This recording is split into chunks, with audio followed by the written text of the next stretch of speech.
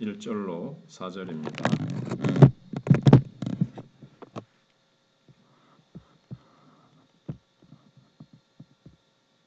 야고보의 집이여 이를 들을지어다.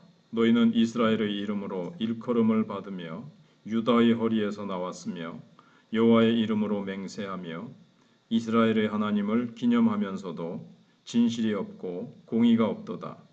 그들은 거룩한 성 출신이라고 스스로 부르며 이스라엘의 하나님을 의지한다 하며 그의 이름이 만군의 여호와라고 하나 내가 예로부터 처음 일들을 알게 하였고 내 입에서 그것들이 나갔으며 또 내가 그것들을 듣게 하였고 내가 호련히 행하여 그 일들이 이루어졌느니라.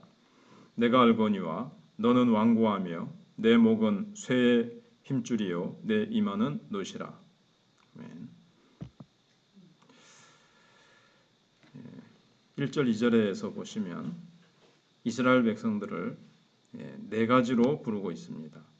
첫 번째는 야곱집, 두 번째는 이스라엘의 이름, 세 번째는 유다의 근원, 그리고 네 번째는 하나님의 거룩한 성 출신, 이렇게 부르고 있습니다.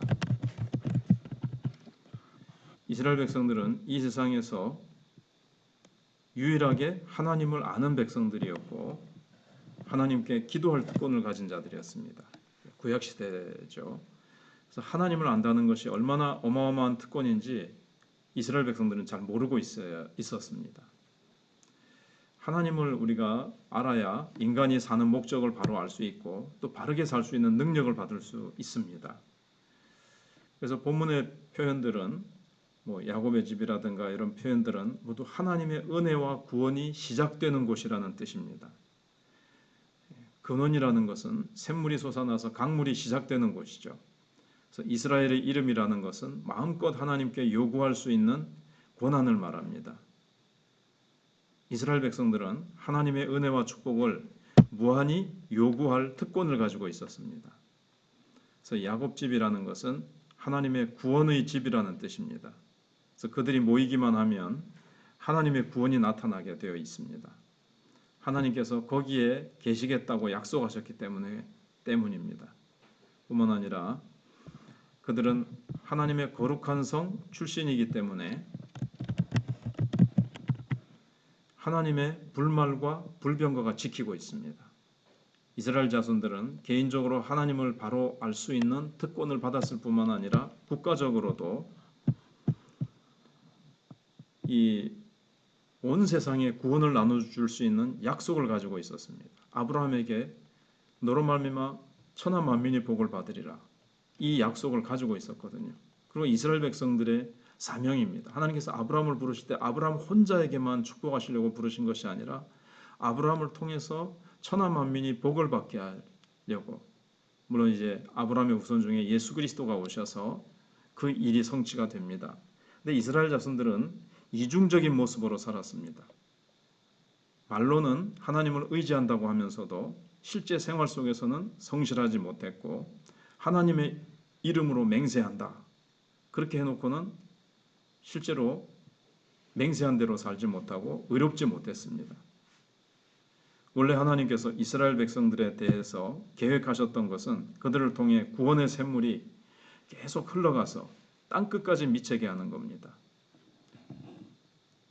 또 그들이 다른 민족을 위해서 기도하는 것마다 하나님께서 다 이루어 주셔서 기도의 제사장으로 삼는 것이었습니다. 그런데 이스라엘 자손들은 성실하지 않고 의롭지 않았고 다른 민족들을 깔보고 무시하면서 제사장 나라의 사명이 있다는 것을 잊어버리고 자기네 자신들만을 위해서 살았던 것입니다. 삶도 전혀 성실하고 거룩한 삶을 살지 못했습니다.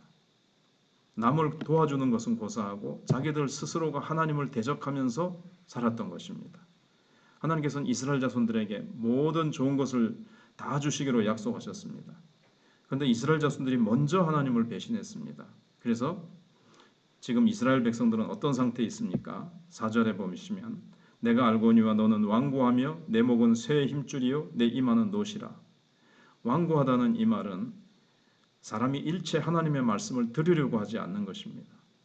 모든 말씀을 처음부터 거부한 채 자기 하고 싶은 대로 하고 자기 가고 싶은 대로 가는 것을 말합니다. 그래서 목의 힘줄이 무쇠로 되어 있어서 단 한 번도 뒤돌아보지 않습니다. 자기 가고 싶은 대로 가는 거예요. 하나님을 향해서 뒤돌아보지 않습니다. 이마는 노수로 되어 있어서 그냥 들이받으면서 앞으로만 계속 나갑니다. 그 원인이 어디에 있는가 하면 이스라엘 백성들의 마음속에 하나님의 말씀이 없었기 때문입니다. 듣고자 하지도 않고요. 하나님은 하나님 앞에 와서 이스라엘 백성들이 하나님의 말씀을 듣고 하나님의 뜻이 무엇인지, 하나님의 계획이 무엇인지 그 말씀을 듣고 순종하며 살면 어마어마한 복을 내려주시고 그 복이 그들을 통해서 천하 만민에게 흘러가기를 원하셨는데 이스라엘 백성들이 말씀을 거부하고 아무리 돌아와서 내 말을 들으라고 해도 끝까지 고집을 피우면서 가는 거예요. 하나님께서는 이스라엘 백성들을 천국의 문으로 삼으셔서 아무리 많은 축복을 부어주시기로 계획을 하셔도 아무런 소용이 없는 겁니다. 이스라엘 백성들이 가장 중요한 문제는 뭐냐면 이 믿음이거든요. 믿음을 통해서 하나님의 축복을 받는데 이 믿음이 고장난 겁니다. 그래서 하나님의 은혜는 그냥 무조건 거부하는 겁니다. 말로는 하나님을 부르는데 실제 삶 속에서는 모든 하나님의 뜻을 거부해 버립니다. 가장 중요한 부분이 문제가 생겨버리니까 하나님의 말씀과 은혜가 그들에게 부어지지 못하고. 근데 이건 이스라엘 백성들의 문제뿐만 아니라 인간에게 가장 이제 심각한 문제죠.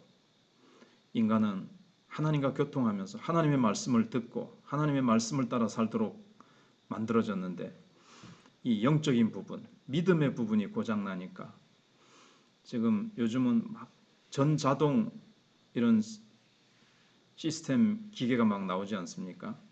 자동차도 이제 자율주행, 자기가 알아서 이제 막 운전을 하고 가다 서다 다른 차도 피해가고 뭐 이렇게 하는데 지금 그 기계가 고장나가지고 모든 자율적으로 하고 뭐 이렇게 하는 게 다 고장난 것처럼 사람하고 기계하고는 다르지만 근데 사람이 거기다가 해놓은 프로그램이 전혀 먹혀 들어가지가 않고 지 멋대로 막 기계가 막 움직이는 것처럼 사람은 기계가 아니지만 비슷한 의미로 하나님의 말씀을 듣지 않고 하나님 말씀대로 순종하며 살아야 되는데 지 멋대로 가고 오고 지 멋대로 막 하나님의 통제를 벗어나서 하나님의 간섭을 벗어나서 자기 멋대로 살아가는 이스라엘 백성들이 되었고 또 우리 모든 인간들이 되었습니다.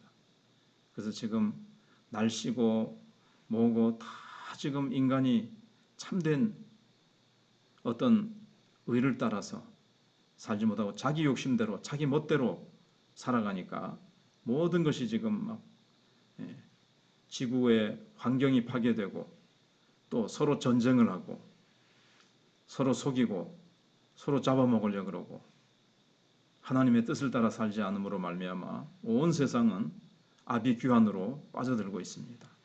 이때 우리 하나님의 백성들은 더욱더 말씀을 듣고 순종하면서 아름다운 모습으로 축복을 받고 또 축복의 통로가 되어야 되겠습니다.